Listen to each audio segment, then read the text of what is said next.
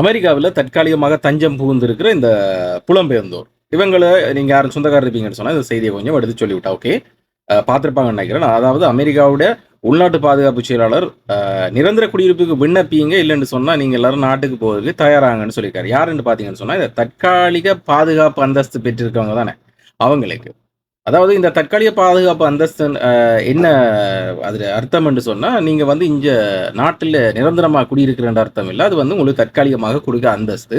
So நீங்கள் இப்போ வரைக்கும் இருந்ததை வச்சுக்கொண்டு நீங்கள் நிரந்தர குடியுரிமைக்கு விண்ணப்பிக்கிறதாக இருந்தால் நீங்கள் விண்ணப்பிச்சு கொள்ளுங்க. அப்படி இல்லை, நாடு திரும்புறதுக்கான வழிமுறையை பாருங்க. நாங்கள் ஃப்ளைட்டுக்கு டிக்கெட்டும் போட்டு பயண செலவோட $2100 அமெரிக்கன் காசும் வந்து உங்களுக்கு உதவியாக தந்து உங்களை நாட்டுக்கு அனுப்புவோம்.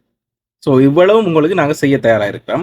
அப்படி இல்லாமல் நீங்கள் அப்படி மறைமுகமாக இருந்து நீங்கள் சட்டவிரோதமான முறையில், அதாவது உங்களை நாடு கடத்துகிற முறை மூலம் உங்களை அனுப்பினாங்கன்னு சொன்னால் உங்களுக்கு எதுவுமே கிடையாது. அதால் நீங்கள் நாட்டுக்கு போக விருப்பம்னு சொன்னால் இப்போவே சொல்லி உங்களோட சொந்த நாடுகளுக்கு போகிறதுக்கான ஆயத்தத்தை செய்தீங்கன்னு சொன்னால் $2100 அமெரிக்கன் காசும் தந்து டிக்கெட்லாம் போட்டு உங்களோட வசதியோடு அனுப்பி வைப்பதாக இந்த உள்நாட்டு பாதுகாப்பு செயலாளர் ஒரு அறிவிப்பு ஒன்று வெளியிட்டிருக்கார். இது என்னதுன்னு பார்த்தீங்கன்னு சொன்னால், இப்போ கிட்டடியில் அமெரிக்காவோட உச்ச நீதிமன்றம் வந்து டொனால்ட் ட்ரம்ப் நிர்வாகம் எடுத்த அந்த நடவடிக்கைக்கு வந்து அனுமதி வழங்கியதை அடுத்து இவ்வாறான கட்டமான நடவடிக்கைகள் அங்கே இடம்பெறுது. ஸோ அதில் ஒன்று தான் இந்த தற்காலிக பாதுகாப்பு அந்தஸ்தில் வசித்து வர புலம்பெயர்ந்தோருக்கு இந்த சலுகை, இந்த $2100 அமெரிக்கன் விமான டிக்கெட்டும் பயண செலவுகள் எல்லாத்தையும் அரேஞ்ச் பண்ணி அவங்கள நாட்டுக்கு நல்லபடியாக அனுப்பி வைக்கிறது. அப்படி அதை மீறி அந்த காலக்கெடு முடிஞ்ச பிறகு அதை சட்டவிரோதமாக தங்கியிருந்தாங்கன்னு சொன்னால் அவங்க வளமையாக நாடு கடத்துகிற முறை மூலமாக அவங்க நாட்டுக்கு அனுப்பி வைக்கப்படுவாங்க.